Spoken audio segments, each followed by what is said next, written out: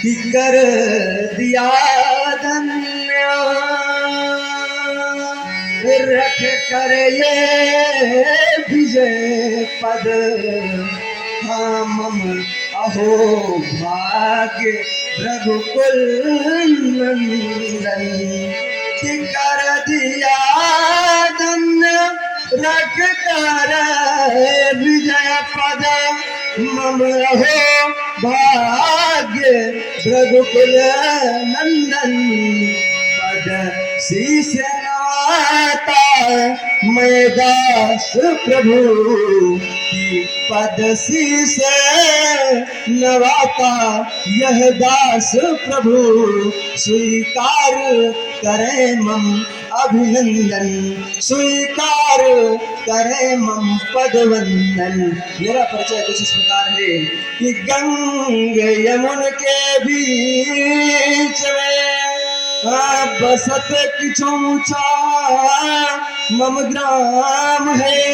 श्री शिव प्रकाश तिवारी जी पिता पुनीत आशीष तिवारी मम नाम है। मिथिलापुर में आइए मुनिवर को करता प्रणाम है। अपने प्रणाम किया और ये प्रणाम की परंपरा हमारे आज देश की आज की नहीं है, ये तब से चली आ रही है जब हमारे देश का नाम भारतवर्ष नहीं था।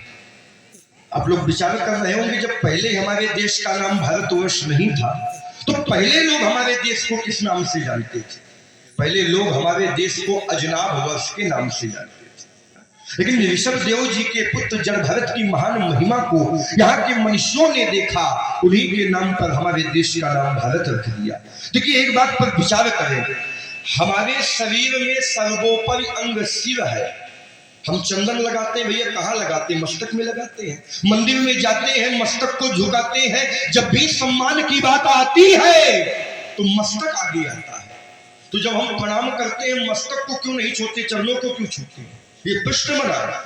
तो महाराज आचार्यों ने कहा क्योंकि हमारे शरीर की अलग अलग इंद्रियों में अलग अलग देवताओं का निवास है।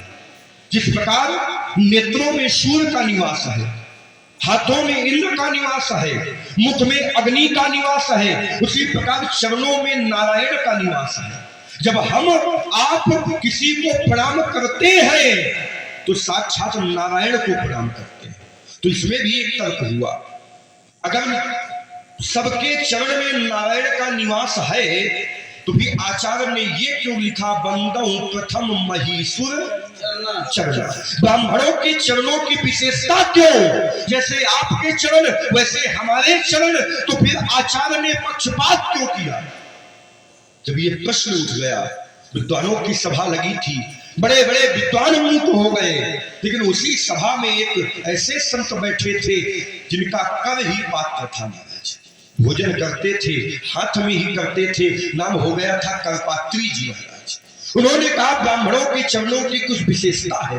कहा क्या विशेषता है? कहा सर्वाणि तीर्थानि वसंति सागरे, सभी तीर्थों का निवास सागर में है। वही सागरानि सर्वाणि पदे विप्रस्थ दक्षिणे, वही सब सागर वही सब तीर्थ ब्राह्मण के चरण के दाहिने अंगूठे में निवास करते हैं। जब हम ब्राह्मण के दाहिने चरण को छूते हैं तो तीर्थ उद्यापन यज्ञ और दान का हमको फल मिलता है। लेकिन विडंबना इस बात की है, जहां से कुछ मिलना है वो आजकल छुआ जाता है। आजकल जांघें छुई जाती है। पंडित जी महाराज प्रणाम। और नीचे आ गए बैठिया।